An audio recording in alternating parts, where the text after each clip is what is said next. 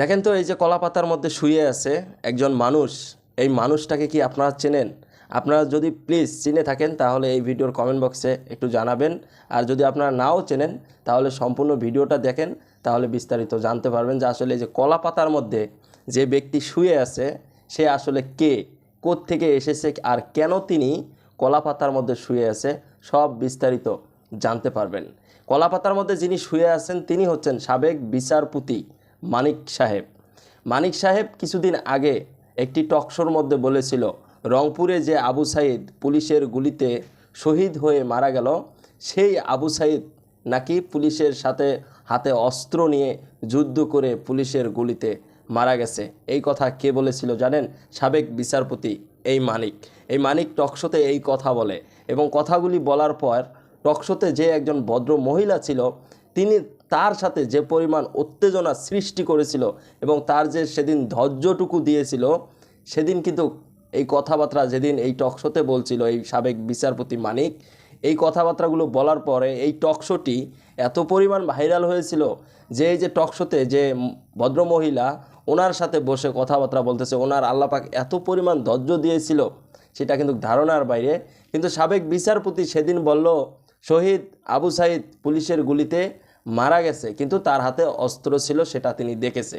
কিন্তু আমরা তো সেদিন দেখেছিলাম, সেদিন এই আবু সাইদের হাতে কোনো অস্ত্র ছিল না, শুধুমাত্র একটা লাঠি ছিল। সেই লাঠি দিয়ে পুলিশের সাথে যুদ্ধ করতে করতে পুলিশ তাকে গুলি করে মেরে ফেলেছে।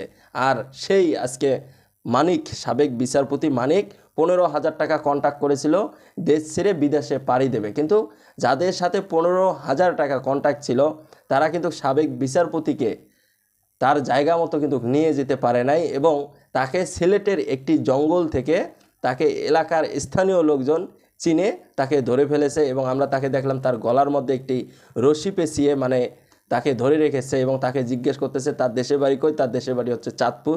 তার বাবার নাম জিজ্ঞেস করতেছে, তার নাম জিজ্ঞেস করতেছে এবং তাকে জিজ্ঞেস করতেছে আপনি কেন এই ধরনের অত্যাচারগুলি করতেন।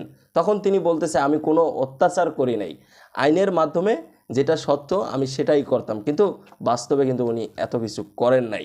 কিন্তু ওখানকার যে মানুষগুলো তাকে চেনার পরে ধরার পরে কিন্তু প্রশাসনের হাতে তুলে দেয়। কিন্তু ওই যে উনি 15,000 টাকা কন্ট্রাক্ট করেছিল, 15,000 টাকা কন্ট্রাক্ট করে দেশ ছেড়ে বাহিরে পাড়ি দেবে, এটা কিন্তু তিনি সফল হতে পারে নাই। কিন্তু 15,000 টাকার জায়গায় তার কাছ থেকে প্রায় 60 লাখেরও বেশি টাকা নিয়ে গেছে। কিন্তু তার কাছে পাওয়া যায় বিভিন্ন কয়েকটি ডেবিট কার্ড এবং বাংলাদেশের একটি পাসপোর্ট, একটি ভিসা, সব কিছু সে রেডি করে নিছিল।